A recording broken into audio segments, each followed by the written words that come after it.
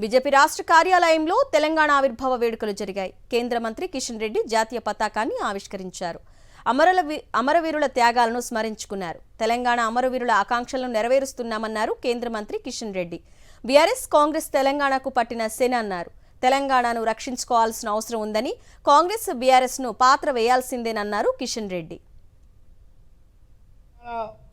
రాష్ట్ర సాధన కోసం జరిగినటువంటి పోరాటము ప్రపంచ చరిత్రలో ఒక లిఖించదగినటువంటి అంశం.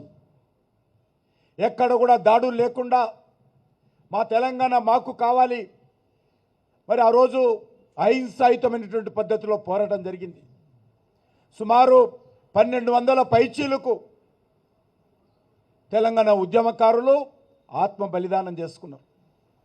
అనేక మంది ఆ రోజు ఆత్మ బలిదానం చేసుకున్నటువంటి సందర్భంలో అందరం కూడా కలిసి విజ్ఞప్తి చేసినప్పుడు కూడా తెలంగాణ రావాలి కాబట్టి తెలంగాణ కోసం మా ప్రాణాలు పోయినా పర్లేదు, మా తెలంగాణ ఏర్పడాలని ఆ రోజు అందరూ కూడా మరి ఏ రకంగా బలిదానం చేసుకున్నామని తెలుసు.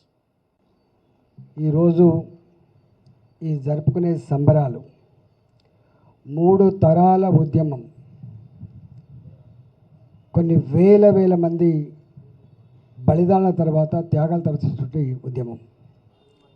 మొట్టమొదటి తెలంగాణ ఉద్యమం హైదరాబాద్లో సిటీ కాలేజ్ దగ్గర ఇడ్లీ సాంబార్ గో బ్యాక్ ఉద్యమంతో మొదలైంది.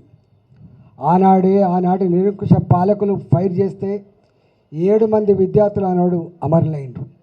ఆ తదుపరి ఉద్యమానికి నాయకత్వం వహించినటువంటి మహనీయుడు మర్రి చెన్నారెడ్డి గారు.